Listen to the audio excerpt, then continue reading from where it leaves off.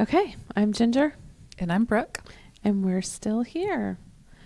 Okay, so we're on episode 12. Wow. I know. Okay. So let's start with our kids again. Do you have a story? I do have a story, and I am very excited to share it. And I'm so proud of myself for not telling you beforehand. I know you said you had one, and I didn't push it. Yeah. Okay, so I'm going to skip past because there is a part of it that's very exciting, but I really want to share the huge win that I felt like came after. So the other night I was laying in my bed and Ruby came down and she like hopped in and she was like, I have permission to tell you this. She goes, so I'm just going to tell you, Jones is talking to a girl. So that was fun. That's exciting. I told him to come down. I'm like, let me see your picture. So he hands me his phone. I kind of like look through some of their messages. Well, I get out of their messages. I liked everything that I saw. I didn't see anything that was like upsetting or anything, right? Right. But I get out of their messages and I see that he's in a group chat that he's not supposed to be in. And I looked at him and I was like, Jones, really? And he goes, Mom, I promise. I keep trying to leave the group. They keep adding me back in. So I'm scrolling through and I can clearly see he's not participating Right. in any of the conversations. So I'm like, I believe you. And he goes, you know what though, Mom, I really understand what it is that you've been telling me. And I was like, well, what do you mean? And he's like, you've been telling me about like the kind of friends that I choose and the kind of conversations that they have. He said, now that I'm kind of out of the group message, he's like, I really understand what it is that you've been talking to me about. He said, I've been reading my Bible every morning. He's like, I really can kind of see what it is that you've been trying to tell me. Now that I'm like on kind of the other side of it. Right. And oh my gosh, more than like the excitement of like he's talking to a girl, it was this whole thing because like we've had some kind of back and forth. He's been mad at me. He's been really frustrated. So we've had some issues with him and like his friend group. And not that I think that they're bad kids, because I don't think that they're bad kids, but I think that they've made poor choices. And so I'm like, Jones, it really kind of matters. And so we've been going back and forth. So it just felt like the biggest win. That's awesome. To sit there and like, he's sitting there. He's like, Mom, I really actually get it. I know what you're talking about. And I was like, don't act too excited. Right. You can't scare them away. Yeah. But It's like, my gosh. yeah, no, it's always like they're telling you something. So kind of act a little like nonchalant, like, Yeah. oh yeah, that's totally what I was saying. No big deal. Yeah. You finally get what I've been saying. Yeah. Don't look them directly in the eye and don't show fear. Yeah. But like inside I was like, oh my gosh. Yeah. No, that's Not so only awesome. is he saying it, but like he's like acknowledging it out loud. And I Right. mean, I don't know. Everything about it just felt like a huge win that night. It was so fun. So that was like my big thing this week. I was so excited about it. Yeah. No, that's awesome. That's great. That's a good, like, this is the day, right? Yeah. Like, no, that's great. Let's see. Harrison's girlfriend came and had dinner at our house. It's probably like the biggest thing that has happened this week. It was great. Like, she talked to us. She talked to all of us. She talked to Henry. It was so sweet. Like, I was like, hey, have y'all ever met? And she was like, I've seen him. And Henry goes, I've seen her. But Henry seems a little like bitchy about her. I don't know why. Like, it's just, I don't know. He doesn't have a good attitude about his brother having a girlfriend, I guess. I don't know. But I do have a story. So they came over and they like, I probably told you the story already, but came over and watched Moana, which is so weird that they watched these like little kid movies. You have told me it's still good. Yeah. Yeah. And so like the make way song in Moana. And so I like come in the living room and I'm like doing this and then like at the end when she's like, I am Moana, I'd like jump in the room and like sing it. But Harrison was in the bathroom. And so I totally embarrassed myself. And it's crazy. Like I was planning on embarrassing Harrison and he wasn't there. And then I was like, oh my gosh, I totally embarrassed myself. And so then It's crazy how quickly that turns. Yeah, I was just like, oh, and I was like, I thought I heard someone be in here. I'm so sorry. And I like left, and she laughed, but it was funny when we were in the car, when I was driving her home, Harrison was in the car with her, and I said like, yeah, I'm so sorry. I meant to embarrass Harrison. I end up embarrassing myself. And she goes, it was great. She goes, it was crazy. And that was great. And I was like, aw, I was like, that's so sweet.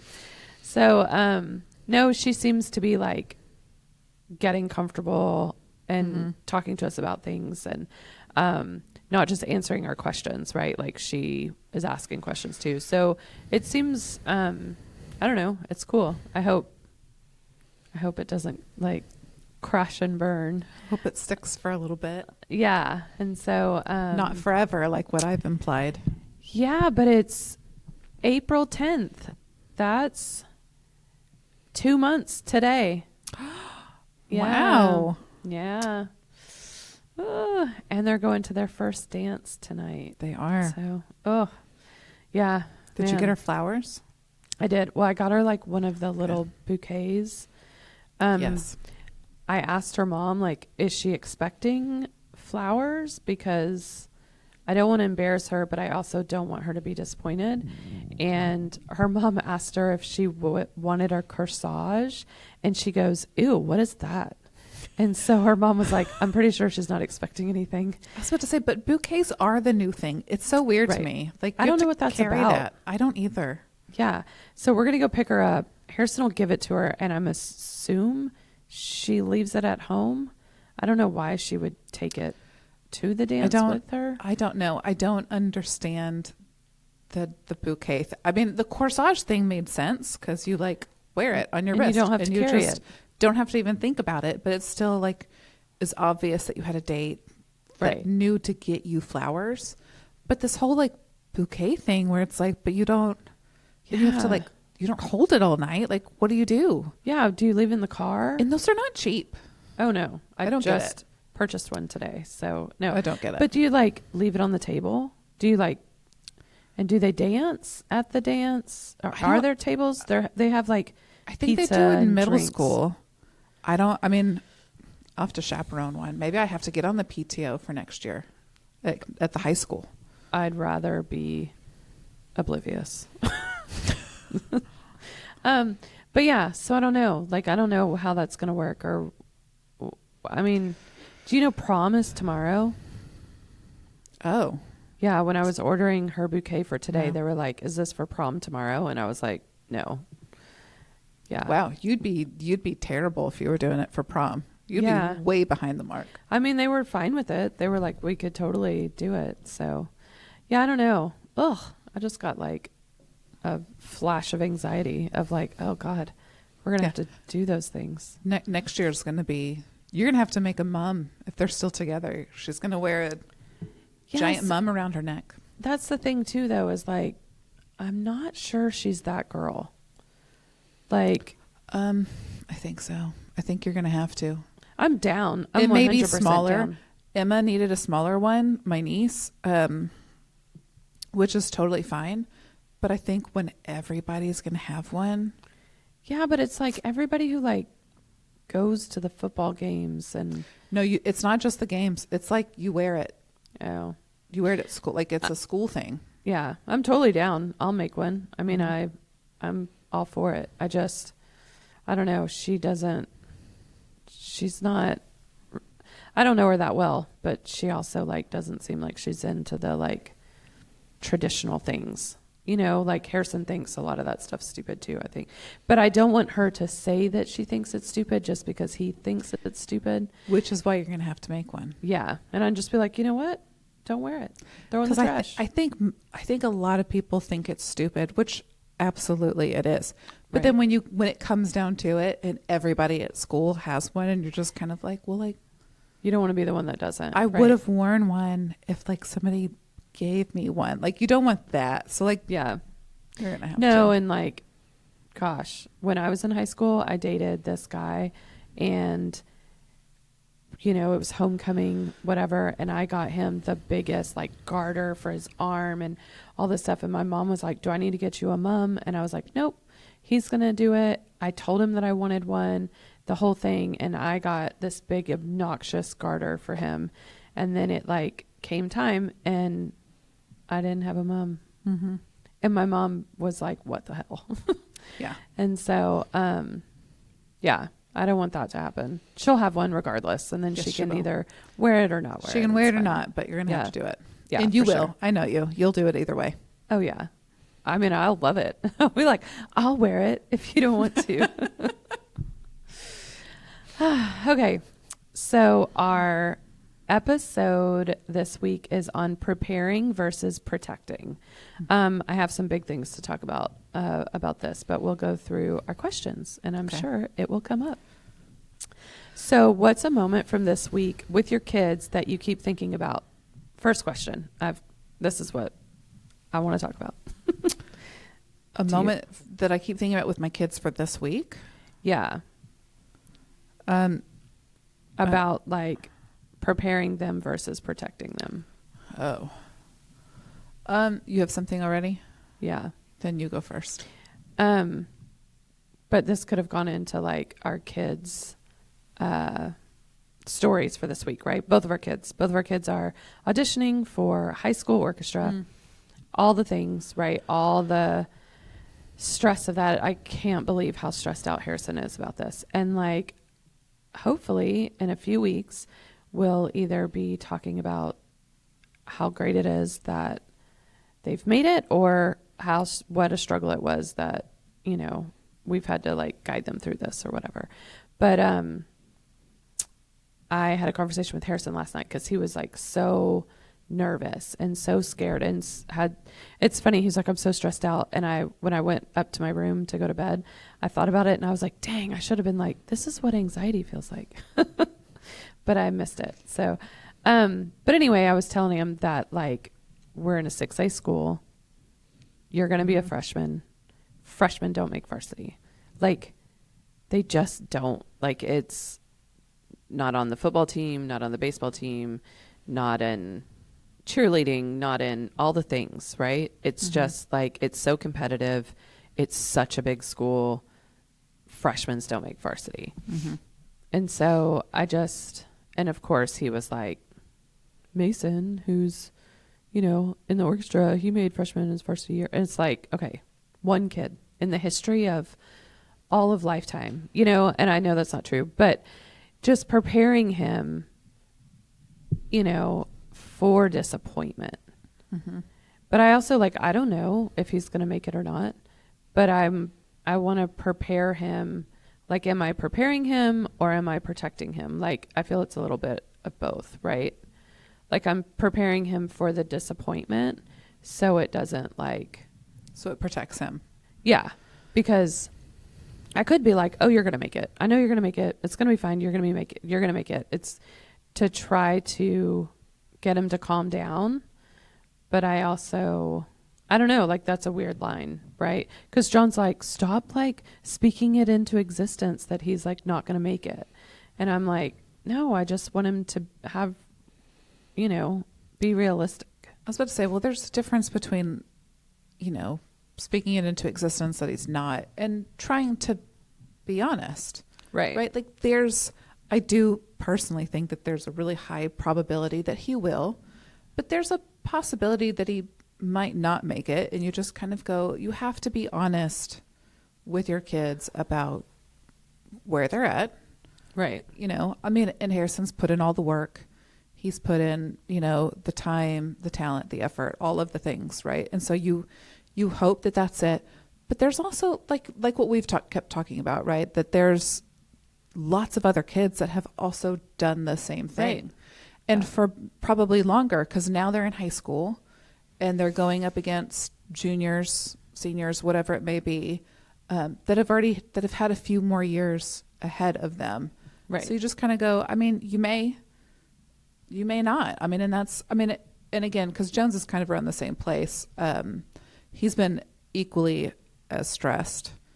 But I think for Jones, it's a little bit different in the sense that every year, and he's only been playing for 2.5 years, but, you know, every year he goes a little bit farther. And I think that he's been so desperate and working so hard to try to make it to chamber, to varsity, or whatever it may be, that now that he's like going into high school, I think he's so close to it right now that I think him going into high school, that he's worried that it's going to set him back. Right. And I don't want him to lose any of that passion. But it is hard to protect your kids, but then also be like realistic of what's going on. Right. Yeah. No, I don't know. It's just, everybody's on edge at my house. Like, everybody's stressed out. We've got a lot going on, and Harrison doesn't get stressed out. So it kind of stresses everybody out that but also like navigating his relationship, right? Because she is first chair violinist, right? She's first chair at Region. She's first chair, and I'm not saying that. I think there's a lot more violinists competing for the places, but there's also more places, right? Whereas like for Harrison, there's 3 chairs, and they are currently filled. Like, he will have to, kick somebody out for it to happen. And so, I don't know. I just it's a lot of conversation at my house this week on this subject. Okay. Do you think your instinct is to protect your kids or prepare them? Ooh, my natural instinct. I don't know. I mean, it's so hard because I feel like it's both.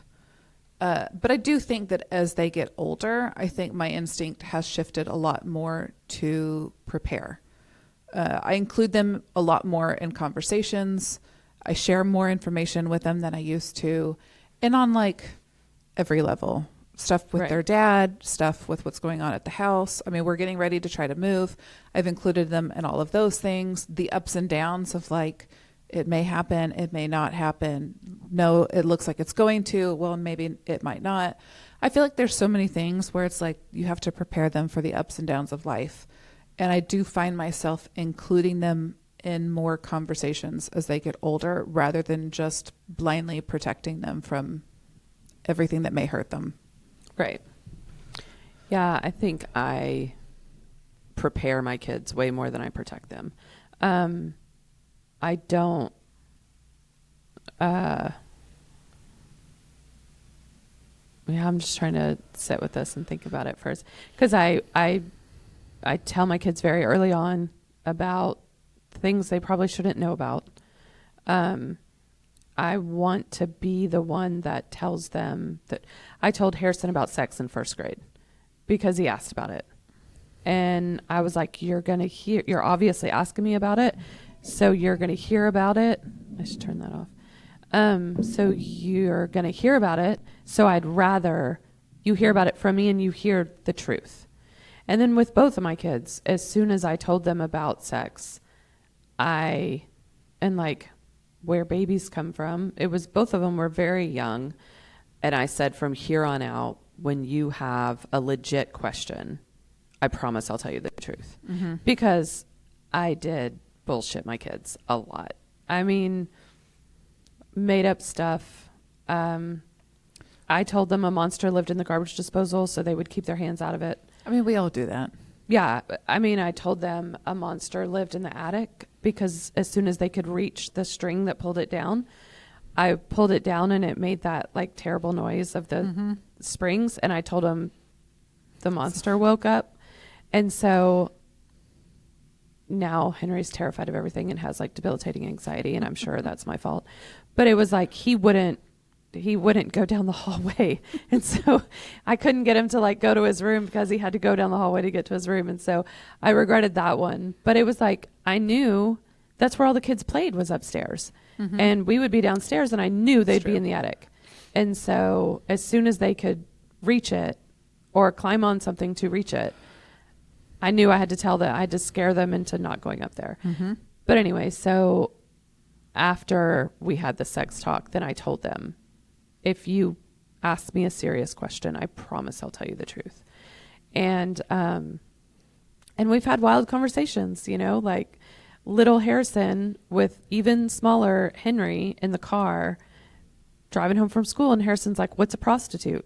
And I'm like, oh God, And he goes, you told me you would tell me the truth.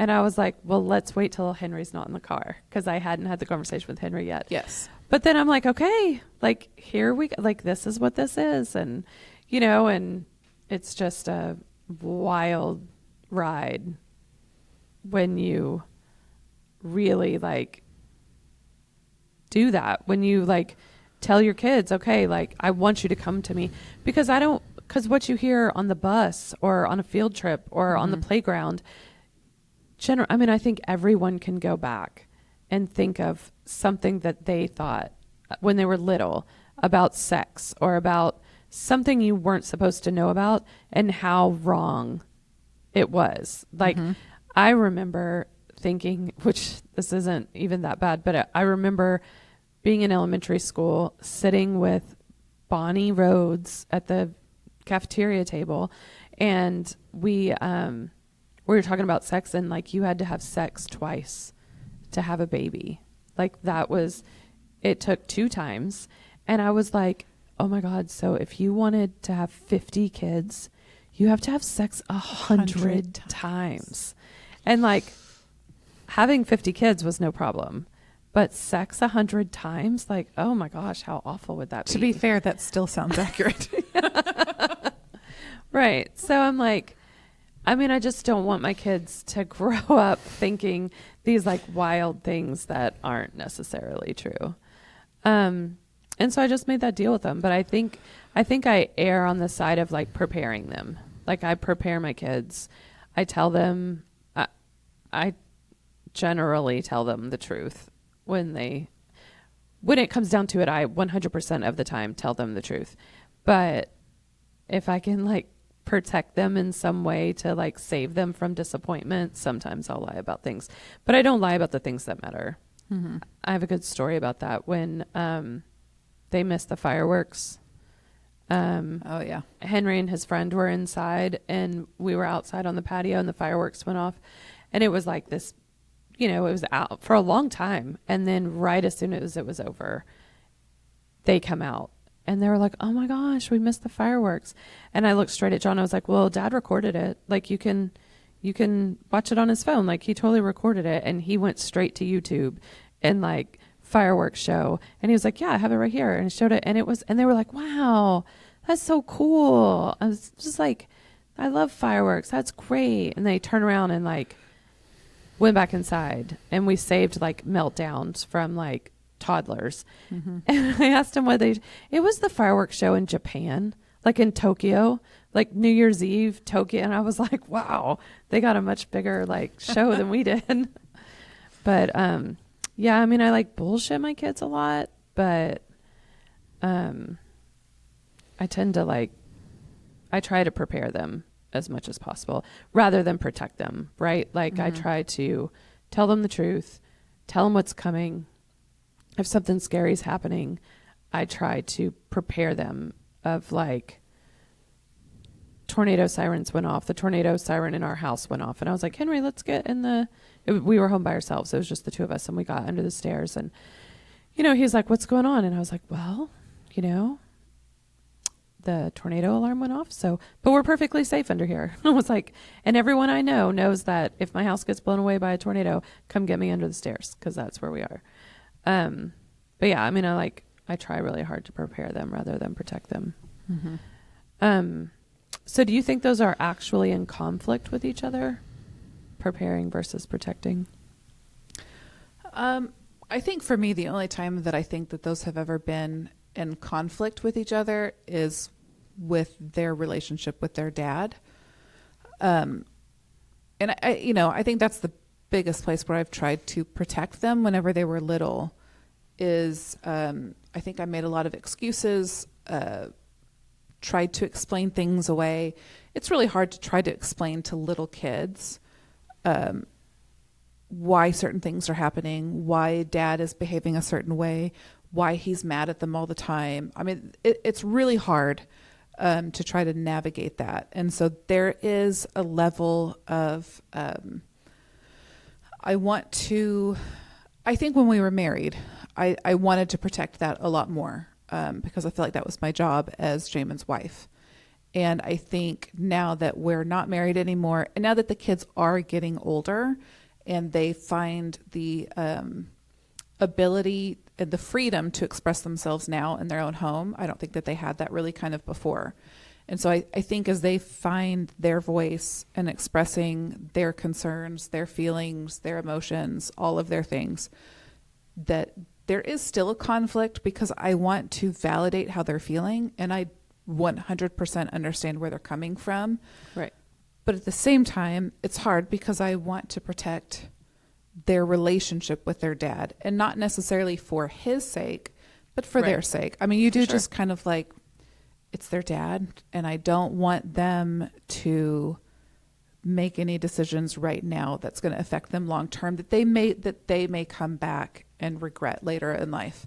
Right. And so like there's a really weird, hard place to like, there's a hard balance to find, to say that I want to protect it, but I also want to prepare them for the reality. Invite your dad, let him know that these things are going on, but you need to be prepared that he might not be there. He probably won't show up.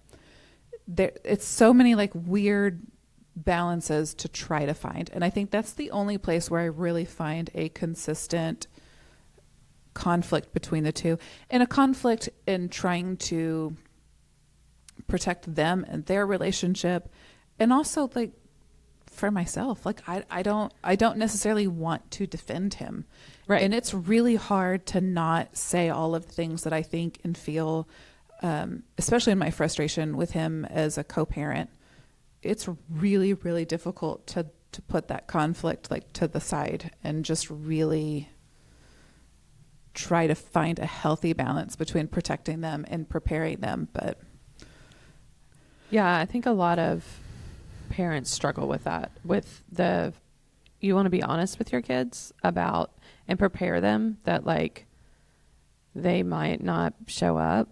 But I think a lot of parents also struggle with lying to their kids to protect the other parent or protect that relationship, in essence protecting your kid, right? But saying like, oh, they had to work late, or oh, they, I don't know, something happened and they're stuck on the bridge or whatever and they couldn't get here.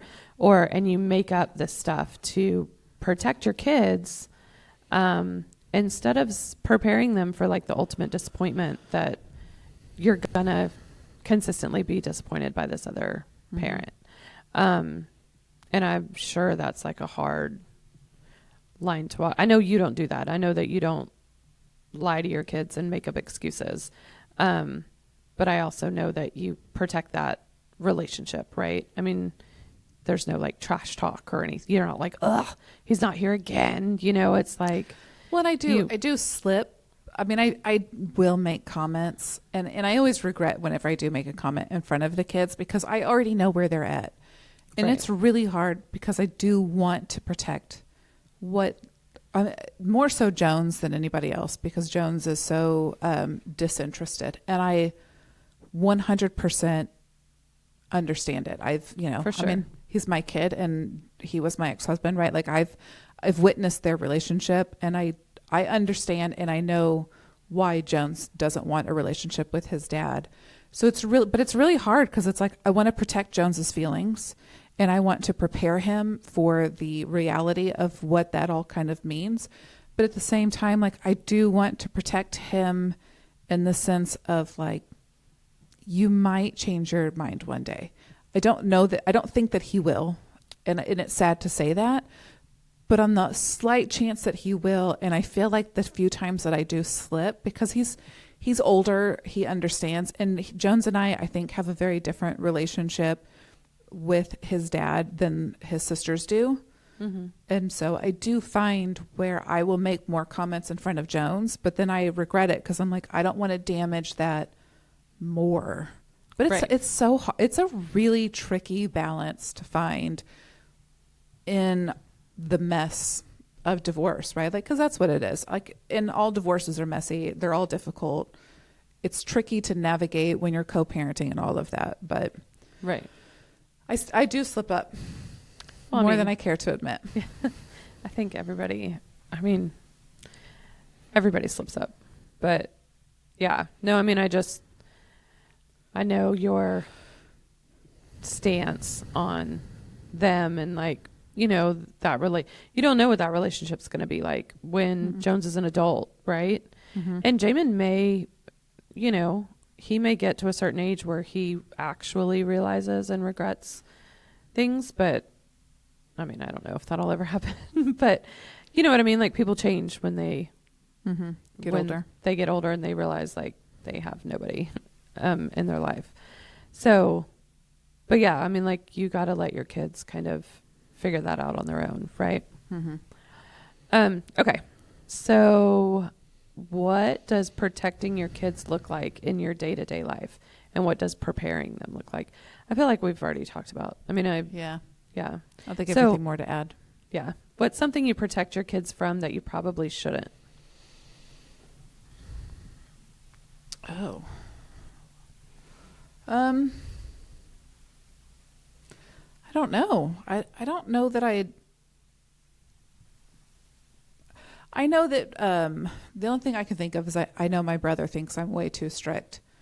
And that like I won't give them the freedom to like roam our neighborhood on their own, which I do with Jones.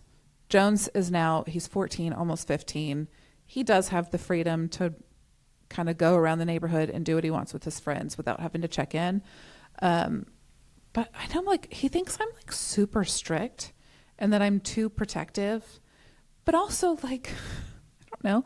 I have 2 little girls. Like, I don't like to watch the news. I try not to. But I also, like, am not an idiot and know how the world works. And I'm not willing to, like, risk my kids anywhere. Right. Yeah. But, I mean, like, I know that I'm probably overprotective in a lot of areas. But I also don't think it's, like, a bad thing. I think that's more... as you get older, you understand how the world works. And I think once they have a good understanding of how the world works, then I can let go. But I don't think that they do. I don't think anybody does at like 12 and 14. Right. But I don't know.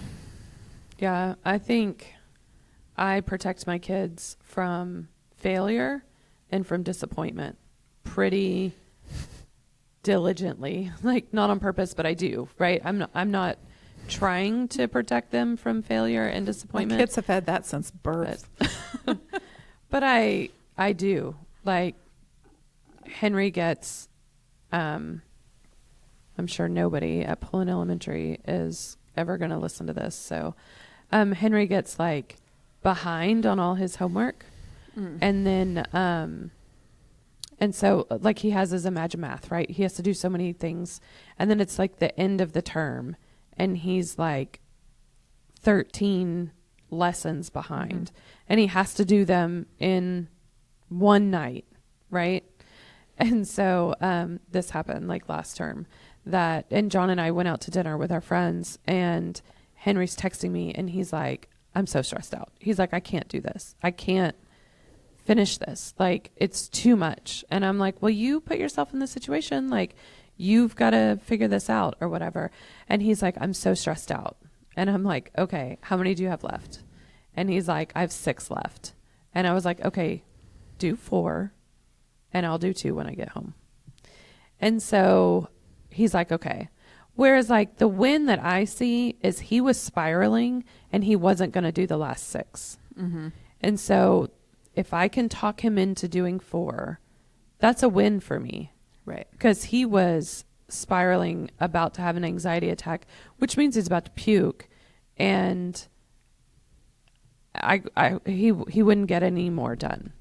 But if I can like mitigate that in some way where I'm like, okay, we'll finish them all. We'll do them together. And so I went to dinner, had, a martini and 2 glasses of wine. And I come home and I'm laying in bed and John's like, what are you doing? I'm like, I got to do this Imagine 5th grade math. And it's so hard. And I have a degree in math and I'm just like, I can't do this. Like, but Imagine Math's really hard too, because if you get like the first section right, you get to skip it. But if you miss 2, you have to go through the whole lesson. Oh. And so, yeah. I don't know. You've never done Imagine Math, right? Because you've never done your kids' homework for them. I honestly don't even ask my kids about homework. I don't care. Yeah. Do it or don't do it. I don't know. Your grades are up to you. I don't even know. I don't even sign folders. You're supposed to, right now in Virginia, like, I'm supposed to sign her folder like every Thursday and they can take it back. And I'm like, I don't know. I think I've signed it 3 times this year. And I usually just like backtrack. But like, it's up to you. Like, do it or don't do it. Yeah. Like, no, not my problem. But I think like your kids like learn to fail on their own, right? Like if they get in trouble with the teacher because they didn't do their homework, they know that that's on them. Mm-hmm. And I protect them from that. And I don't think that I should. Like, that's what I'm saying. This is something that I protect my kids from that I shouldn't. But I just like, when I see my kid totally stressing out about something, I want to like, yes. I want to fix it. And then, and Henry does really good in lacrosse, like that he isn't great and he's not hard on himself. Mm-hmm. And Harrison's really good about that in sailing. Like he's, he never gets first place and he's totally fine with it. He's like, loves it and keeps doing it and all the things. But I think in other things, he's always first. And so it was like surprising to me that he's always okay with not being the best. But yeah, I do think like I protect my kids when I shouldn't. And them being disappointed, I'll lie to Henry if he's going to get disappointed about something and I know it's like really going to hurt his heart.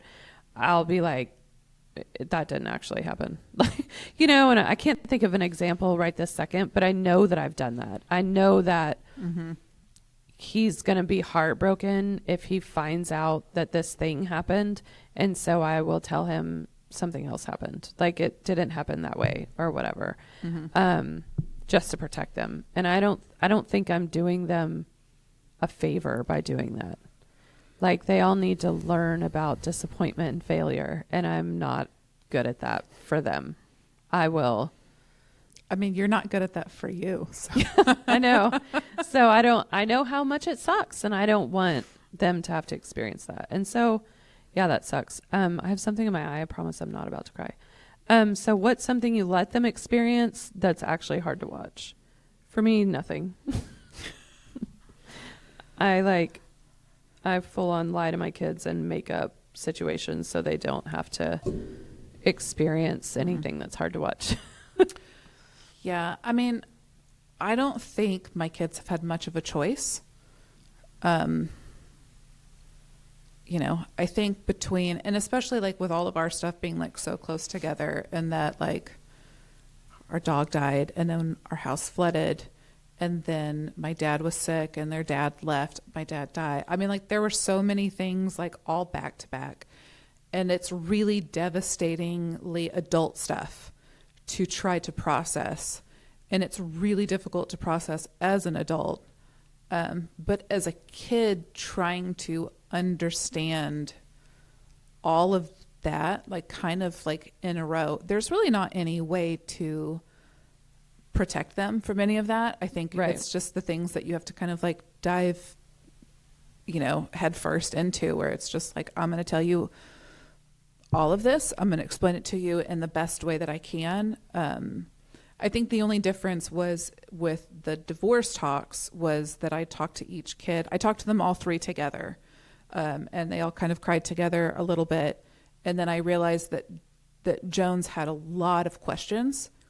And so I had a conversation with each of them separately with where they were at. And I feel like that was the most I could do to kind of protect Virginia as opposed to Jones with their 3.5, 4 year age gap. Right. But I don't think they've had a choice. I think they were thrown into so many difficult life situations that,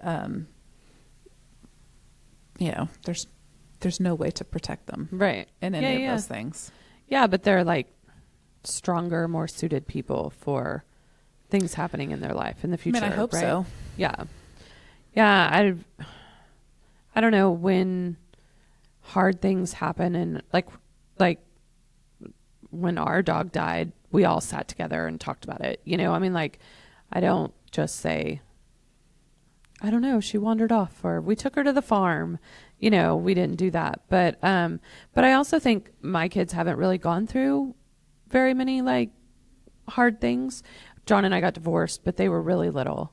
And then we were almost immediately back together. So all they knew was that they had two places that had toys at both places. Like, that's really all they remember. And so, but I also think my kids are very empathetic, because we do share with them the things that go on in their friends' lives to prepare them to be there for their friends. Right. And so I had the conversation with Harrison when you guys were getting divorced, that I was like, look, Jones is about to go through this like really hard thing, and don't make him talk about it. But if he wants to talk about it, I want you to know what's going on so you can be there for him. We have another friend who like consistently goes through really hard things, and has since they were like really little. And we've always been like, okay, this is happening again. Like, you know, be there for him, let him vent. But also if he's a little off, or he's a little, you know, if he's a little crabby, like, he's going through a lot of stuff right now. So let him be that way. Right.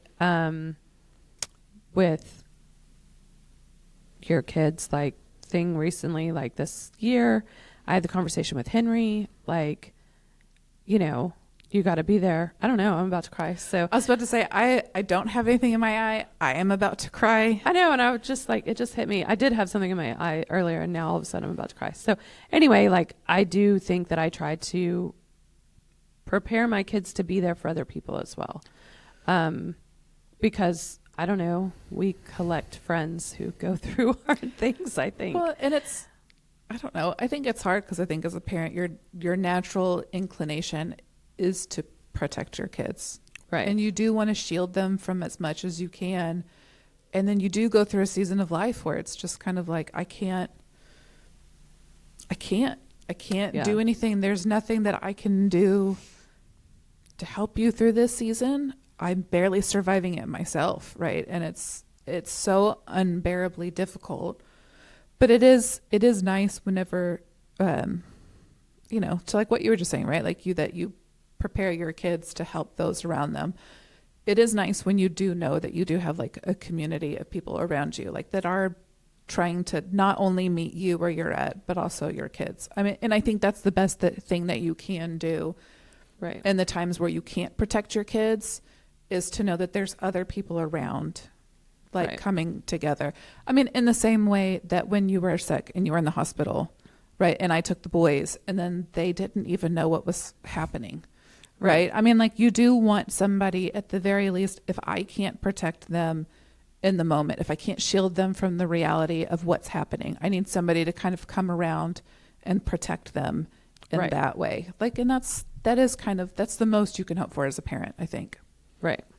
Yeah, I guess that would have been a really hard thing for my kids to go through if they didn't think they were just like on vacation at your house for a month.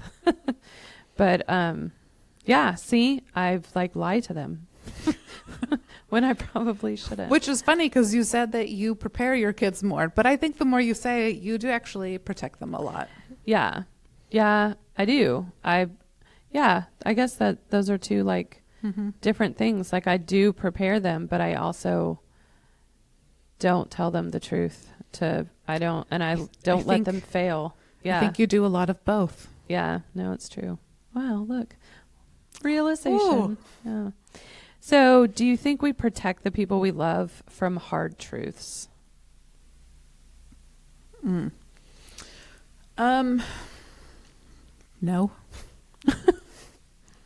Yeah, no. I think there might be thought that goes into it. There might be pause, but I don't think either one of us have the personality that doesn't speak up when we think it's needed. Yeah. No, Yeah, hard truths is like the defining word there, because like if it is a hard truth, I'm definitely going to tell you. Mm-hmm. If I think like, okay, you're not doing the right thing here, or you're going down the wrong path, like I'm very open about that. Mm-hmm. But I do think like, yeah, I mean, I think there is sometimes pause where it's just like, or if you're like doing something that I don't necessarily agree with, but like, what difference does it make? But if you're like going down a path that I'm like, this is not good, I will Mm-hmm. definitely speak up. So I think like the hard truths is a thing, right? Mm-hmm. Yeah, I definitely speak up on those things. I'm not going to stay quiet. Right. Yeah. So the next one is like, when does protecting someone turn into holding them back? I don't think that's something that I do. I don't protect you from, I'm not going to hold you back. Yeah. If anything, I'm more like, jump. Yeah. Like, jump. Like, go. I'm very careful by nature. Yeah. And Adventure I'm, Brook is not a thing. but I'm very much like, what's the worst that could happen? I mean, like, and you're like, the worst that could happen is And I then can I get tell you. Yeah. Well, you're like, I can get my heart broken. And I'm like, okay, we've done that. Like, we'll do it again. Like, go, jump, do the thing. Instead of like, what's the worst can happen if you don't? Like, you could miss out. And so. Yeah. I think it's a ridiculous thought to think that anything's going to hold you back. Normally, you've already made up your mind to do something. And I'm just like, okay. Right. Okay, like, I guess we're doing this. Well, and it's funny. Sometimes I'll text you. I'm like, oh my gosh, I have this idea. And then by the time we get to a point where we can talk about it, I'm like, okay, this is what I decided. Like, like we didn't talk about it in time, right? Like I've decided. It's passed. Yeah. Yeah. So here's the plan. And also I've already booked the flights and I've already done this and like, and It's happening. yeah. So Yeah. I know your birthday and your passport number. So like, this is what we're doing. Yeah. So have you ever not said something because you didn't want to hurt somebody, or maybe you should have, but maybe you should have? I mean, probably. I mean, I can't imagine anybody would say no to that, but, I'm sure. Yeah, I know I've said things to not hurt somebody, but should I have said them? I don't know. I think it's always that thing where you always wish that you said something, and then you think of like all of the perfect thing to say later. Right. And it just repeats in your head, and you're like, oh, why did I not say any of that? There's so many times where it's like, I feel like there's been missed opportunities to say something, but I don't know. I mean, I don't think that it's like made any massive difference. Yeah, 20-something-year-old me would have gone back and texted him and go, oh, by the way. And I would have like, I thought of something else that I wanted to say to you and this. But yeah, no. But I mean, it's just like, I don't know. I've learned, as I've gotten older, I've learned like, don't say the thing. Yes. Like, don't send the email. You did have to tell me that yesterday. I know, but it's like, don't say the thing. It's like, it was typed up so well too. I know, and it's usually perfect, and especially an email because you've had so much time to like read it through and change it to like have the perfect tone and everything. And it's always like, don't send it. Like, I know. I'm telling you, it's better to just not send it. Like, walk away. But man, I've sent so many emails. I've left so many voicemails. Yeah. And that's what I said yesterday. If you have to ask if you should send it, you shouldn't send it. Mm-hmm. Like, there's a part of you that knows, and you'll regret not sending it. You'll be like, damn it, I should have sent it. Like, right in that moment would have been the perfect time. I wish I had a text message typed up and ready to go. Yeah. I had an email typed up. I was ready. I mean, you heard me though, like with the situation. I was not in a place to probably really think that through. So I'm glad that you did, because I was so worked. I was shaking. I was so upset. Yeah. There's only one time that I can think of where I sent the mean text, and still to this day, I'm glad I sent it. Like, I sent it and then made it so they couldn't send anything back mean to me. And I still don't regret it. I'm a very face-to-face confrontation person. If you're going to say something to me, I want to look you in the eye. Yeah. I am very much that person. And if you try to call me out via text, you better be prepared for me to come up to you. Show up at your front door. When I see you in person. Like, I don't like lot. it. The school park, whatever it may be. Yeah. One time is at the tennis courts. Like, it doesn't matter what it is. Like, if I'm given the opportunity, I'm going to look you in the eye. And you're going to say all the same things that you sent in a text message. You're going to say it all to my face. And then I'm going to say everything that I feel like I need to say. I know. I can. It's so cute. Thank you. I don't think it was cute yesterday. I don't think they liked it. Yeah. No. But it happens. Yeah. I've sent many of things that I've regretted sending. But it was also a work thing yesterday. It was not a personal thing. I feel like I should clarify that. And not like a my work thing. Separate side business thing. Right. Just for future reference, me. Right. I can go back and I You're can gonna be like, what? Who was I even mad at? Right. What the heck even happened? Really bad email to ADP. All right. So do you think we're good at preparing each other for reality or just supporting each other? I think we are really good at both. Yeah. I do think that we're both like good at, I mean, this time of year is a perfect time for both of us, for us both to be like, this is going to suck. Mm-hmm. Like, and this is the reality of it, and it's going to be hard, and we're both going to be not our best, and that's the reality of it. Instead of just being like, I'm going to come and hug you every day, and like, we both get grace to like not be our best. And I'm not saying we're like shitty people, but like, yeah, but there's like the allowance to feel our feelings, right? To be a little bit irrational, but then to also just kind of be like, okay, we're going to move past that. Like, it's time we got to move on. Right. And we're not like, I think that there's a really good allowance for both. I think we both do that. And like you said, especially in this season, for the two of us, I mean, there is a lot where it's like, we're both going to have a lot of feelings, and it's a lot of, okay, I'm going to protect your feelings, but I'm also going to like prepare you to like move past it. And I think we do that really well for each other. Yeah. Instead of just being like, everything's going to be okay. Yeah. It's like, it's not going to be okay. Yeah. For a little bit, but we'll get past it and we'll be fine. Yes. Separately and together. Mm-hmm. But like, it's not going to be okay. Well, and like you know what I mean? Like, it's going to suck. But like, feel your feelings. I mean, my mom and I were having this conversation because she's getting ready to move out of the house that she and my dad shared together. It's the house where he passed away in, right? Like, it's exciting. And it's like what my mom kept saying. She's like, it's happy, sad. I'm happy that I'm moving on to something new. She's like, but I'm sad for what I'm leaving behind because it's another chapter that's closed.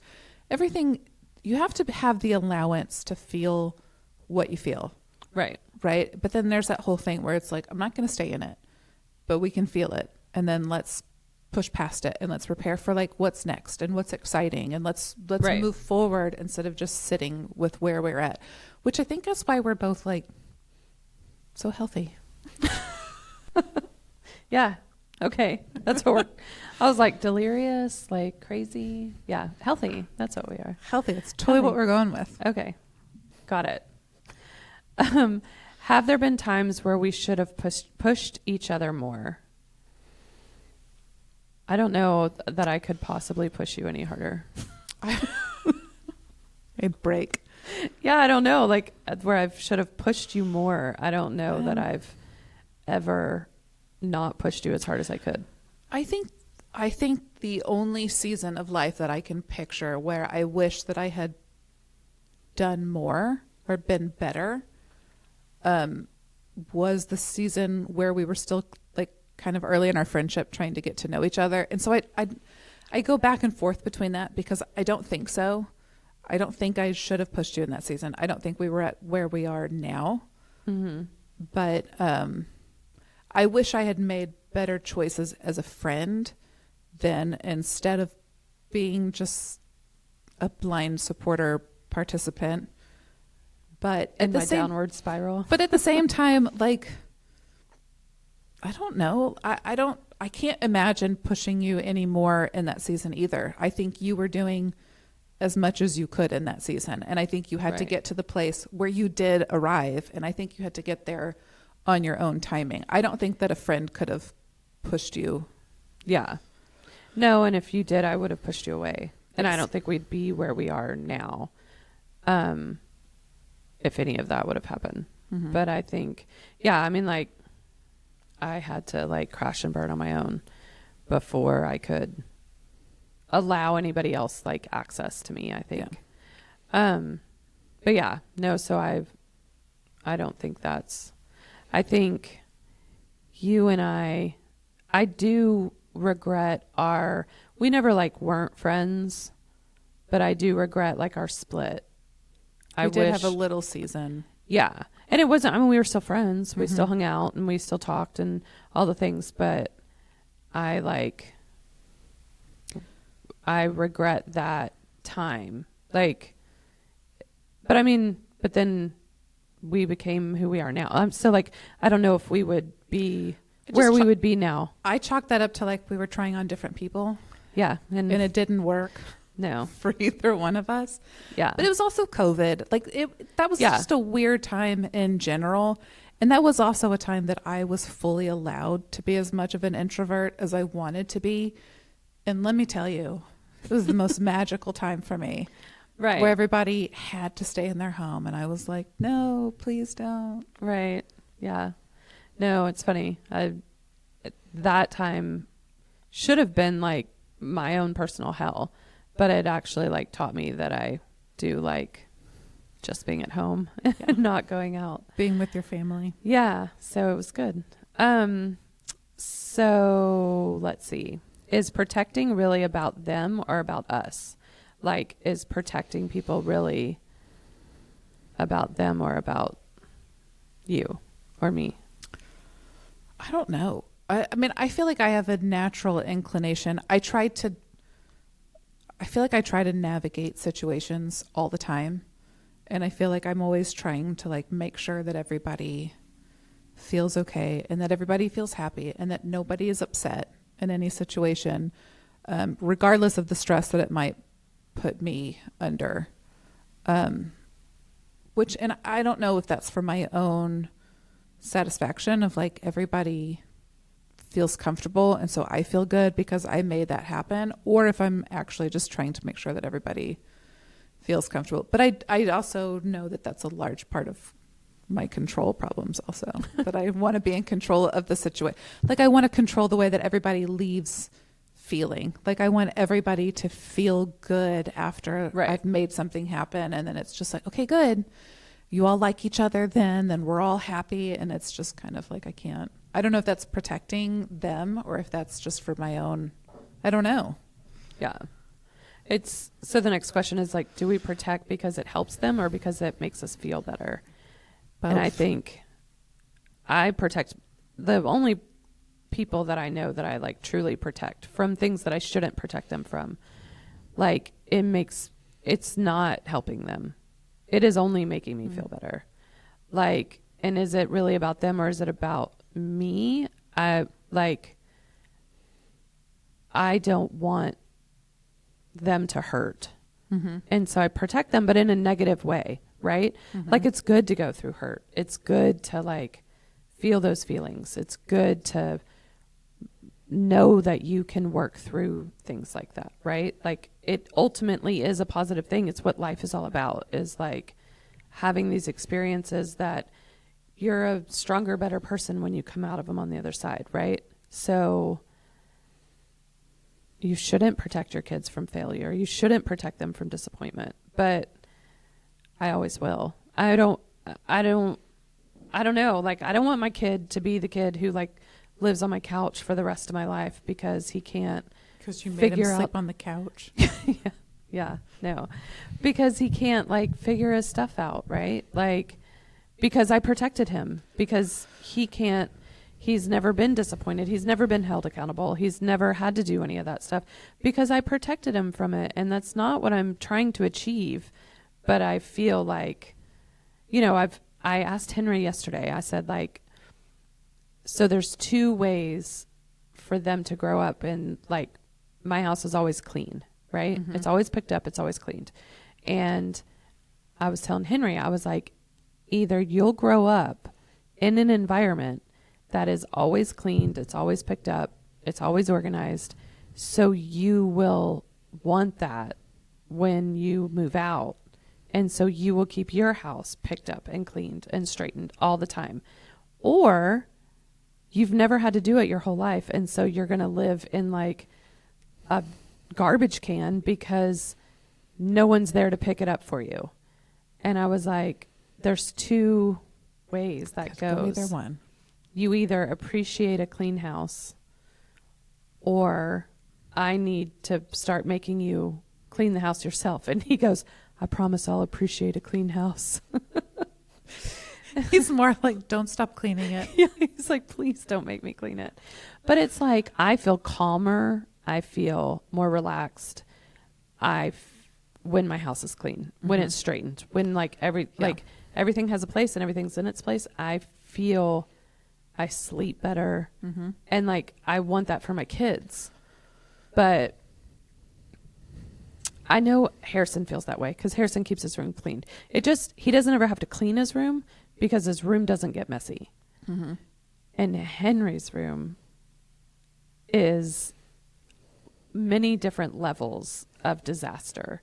And like, he has different disasters in different sections of his room. Like, but it's like, he's like, no, I know where everything is. It's organized chaos, right? Like, he's building something over here and he's creating something. He's taken a flat screen TV apart over here and he's like looking at all the parts and everything. And so he's like, I've got all these things going on, right? Like, you can't clean it because they're all where they're supposed to be.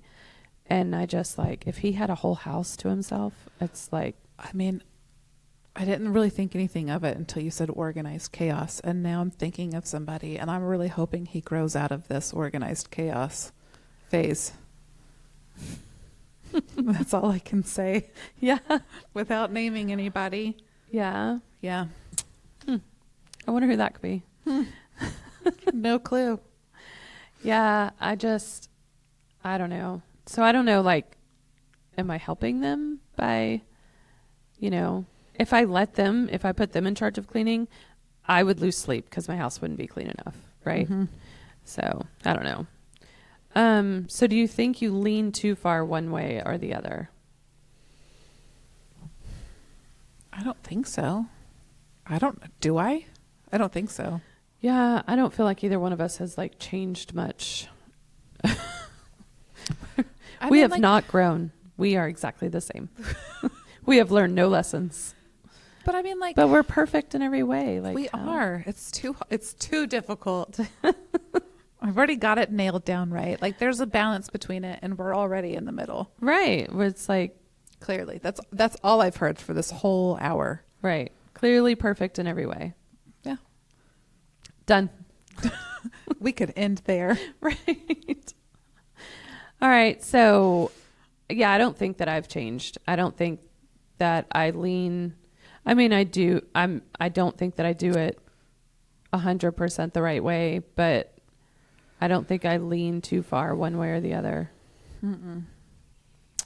So has that changed since your kids have gotten older? Nope, I don't think so. Yes. I already said yes for me. Oh, So, yeah, Yeah. I mean, I think, like I said, though, right, I think there's a difference. And I think specifically along the lines with their dad. Yeah. That there was a lot of protecting them from the disappointment and the reality of their relationship. yeah, And then now it's more along the lines of preparing them for the reality of his abilities. Yeah. to be a parent. Yeah. I mean, like, you can think about, like, has the way that you handle protecting versus preparing changed as your kids gotten older, or like your circumstances have completely changed? You know what I mean? Like, if you were in this magical world where you married someone else and had the same kids, you know what I mean? Like, it wouldn't be different as your kids gotten older. If you didn't have any struggles and didn't have anything to not that you don't have them to protect them from, because there's always something, but you didn't have these like major life events over and over and over to kind of like navigate through while you're also raising 3 kids. You know, Right. I mean, like, for me, it's, I don't know, I still view everything the same. I am still protecting them, but I'm also preparing, like, because we've kind of had it kind of easy breezy. But so I think, like, you know, you changing the way that you do that has a lot to do with, like, your whole world is upside down. Yeah, I'm sure it's circumstance, but also age. I do feel like I can say a lot more things to Jones. I find myself being able to say and have more conversations with Ruby. I mean, Virginia's a little bit different, and more so because she's having, she was so little when everything kind of happened. Right. But, I mean, yes, I would say that it is partially circumstantial, as well as them getting older. But yeah, I was talking to Jesse the other day about, John and I were talking about, that song, or like, you don't know the good old days while you're living them. Like, you don't know that you're in the good old days. And I was telling Jesse, because his wife just had a baby, and so they have 2 little boys now. And I was telling him that, like, I'm pretty sure this is my favorite time of being a parent. Like, having a 14-year-old and having an 11-year-old, I think I don't remember ever loving it this much. Not that I didn't love it before, but like, it's hard. It's different. It's hard when they're babies. I don't like babies. Babies are hard. I don't like anybody else's babies. I barely liked my babies. Like, they're just hard, and I don't do well, like, and you're trying to keep them alive, and like, everything's stressful. And now it's like, Harrison doesn't hate me yet. Like, he really likes me. Henry is still like a Velcro kid right now. I just like this moment in time. I mean, when Harrison starts driving, I think like that's when you get like sad mom, where you're like, my kid's never home and they don't ever want to hang out with me, and they're too busy and all the things, right? It's this like magical moment where they're, almost adultish, and their sense of humor is like developing really well. They want to hang out with you. They want advice. They want all the things. And Henry's finally getting out of his, like, the world's going to end and we're all going to die anxiety phase. And so he's more adventurous. He's more like open to doing things. And like, I don't know, this is like a magical time. I think these are the good old days for me. Like, and it's funny because it's kind of like how this podcast like came about, right? It was like, these are the moments I want to, like, I'm in it and I'm living it, and I want to hold on to it, and I don't want to let it go. And when they're little, I feel like for so long, I was like, I know I'm going to miss this. Like, I sure can't wait to miss this, because like, it was so hard. But I think what's hard when they're little is every stage, the stages hit so fast that every time like they reach a new stage, you're like, oh, I kind of missed the old one, but I'm ready for the next one. And then you get to the next one, you're like, oh, I missed the last one. Right. But then I'm at least ready for the next one. Like, when will that happen? I think you're constantly like waiting for the next stage, and then you're waiting to like, you don't have to jump up and down constantly for everything that they want, and then they're self-sufficient. But then they like turn in past that. I don't think you really like think of anything. But then you do start to like watch them turn into their own people, and their personalities really start to flourish. And then you start to go like, oh my gosh. yeah.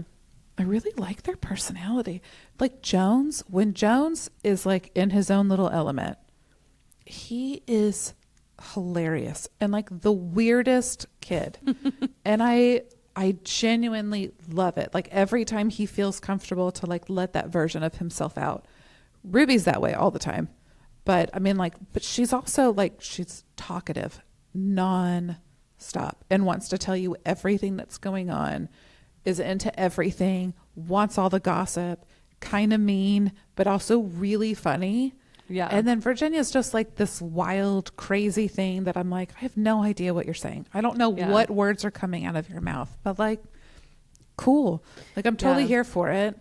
But I mean, I think when you reach that place, like you said, that they don't. The other day I was at school and I saw Jones and Ruby in the hallway at the middle school.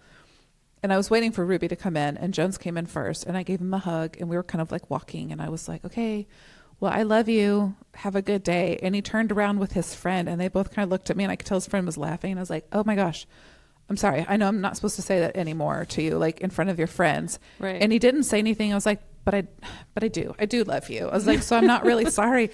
And he just started laughing and he was like, I love you too.